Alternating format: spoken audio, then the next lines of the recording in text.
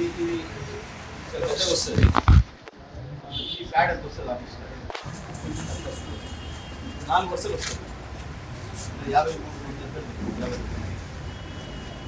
ఒక సీరియల్లో 16 వస్తాయి.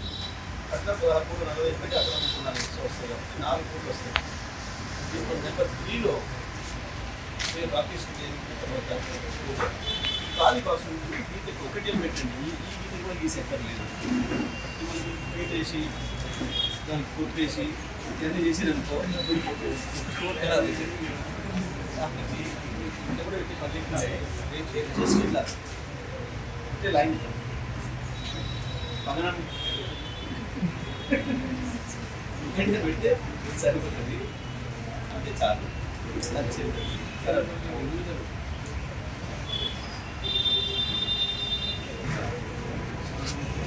ఫుల్ ఫోటో పెడతారు కదా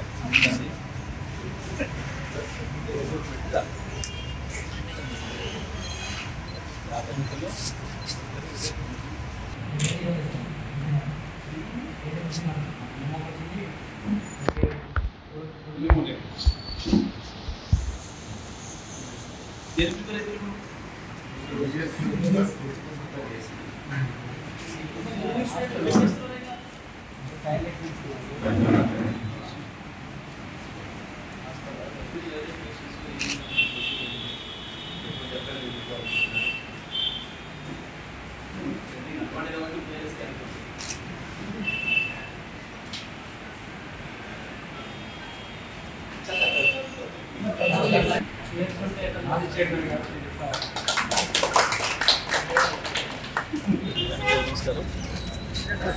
శ్రీవేడు తారీఖున జరగనున్న ఖమ్మం, వరంగల్, నల్గొండ జిల్లాల శాసనమండలి పట్టభద్రుల నియోజకవర్గ టీఆర్ఎస్ పార్టీ ప్రచారం బాగా జరుగుతుంది. పట్టభద్రులైన ఓటర్లు ఎక్కడికి వెళ్ళి కలిసినా తప్పకుండా టీఆర్ఎస్ పార్టీ అభ్యర్థి రాకేష్ రెడ్డి చేస్తామని,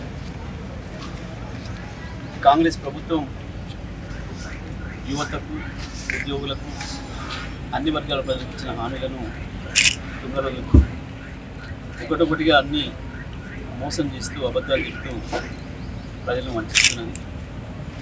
ఉద్యోగుల విషయంలో ఇచ్చిన ఒక్క హామీ నెరవేర్చలేదు. నిరుద్యోగుల విషయంలో ఇచ్చిన హామీలు నెరవేర్చలేదు. ఇస్తున్న నోటిఫికేషన్ల విషయంలో ఇంతవరకు ఎత్తుతలేదు. ఒకవైపు రైతుల్ని, మహిళల్ని, విద్యార్థుల్ని ఎట్లయితే మోసం చేసిండ్రో యువతను కూడా అదే పద్ధతుల్లో మోసం చేస్తున్నారు. పెన్షన్దారులను కూడా మోసం చేస్తున్నారు. రిటైర్డ్ దోస్తులు కూడా మోసం చేస్తున్నారు అని చెప్పి చాలా ఆగ్రహం ఓటర్లందరూ కూడా తప్పకుండా బీఆర్ఎస్ అభ్యర్థి తరఫున ప్రచారాన్ని వెళ్ళిన బీఆర్ఎస్ పార్టీ కార్యకర్తలందరూ కూడా స్వాగతించి వారే ముందు చెప్తున్నారు అన్నీ కూడా ఈ ప్రభుత్వం చేసిన మోసం. బీజేపీ అభ్యర్థికి సంబంధించి కూడా ఆ అభ్యర్థి ఎప్పుడు కూడా ఇంతవరకు ప్రజల్లో కనపడింది లేదు. ఇక్కడ ప్రజా సమస్యల్లో పోరాటంలో ఉన్నది లేదు. కేవలం ఎన్నికల నాడు పూర్తి చేయడానికి తప్ప ఆయన ఎప్పుడు కూడా ప్రజలకు పడేది కాదు. ఆయన ప్రజలకు పనిచేసింది కాదు. కాంగ్రెస్ పార్టీ అభ్యర్థి ఏ రకంగా నేను ప్రశ్నించే గొంతును అని చెప్పి గత ఎన్నికల్లో యువతను ఆకట్టుకున్నాడు. ఇప్పుడు ప్రభుత్వం తరఫున నిలబడి అదే యువతను మళ్ళీ మోసం చేస్తున్నాడు. తనకు జర్నలిస్ట్గా వచ్చిన అవకాశాన్ని దుర్వినియోగం చేసిండు. దాని ద్వారా చీకటి సంపదనకు అలవాటు పడ్డాడు అని చెప్పి యువత మొత్తం అర్థం చేసుకుంది.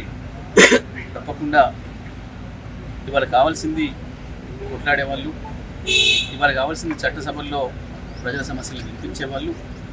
అందుకే మన బీఆర్ఎస్ పార్టీ అభ్యర్థి ఉన్నత చదువుకొని యువకుడైన అభ్యర్థి అన్ని వర్గాల సమస్యలు తీర్చినవాడు కాబట్టి తప్పకుండా ఆయన గెలిపించుకోవడం ద్వారానే మా సమస్యలన్నీ మేము శాసనమండలిలో వినిపించడానికి, మా తరఫున పోరాటం చేయడానికి అవకాశం వస్తుంది అని చెప్పి భావిస్తున్నాను.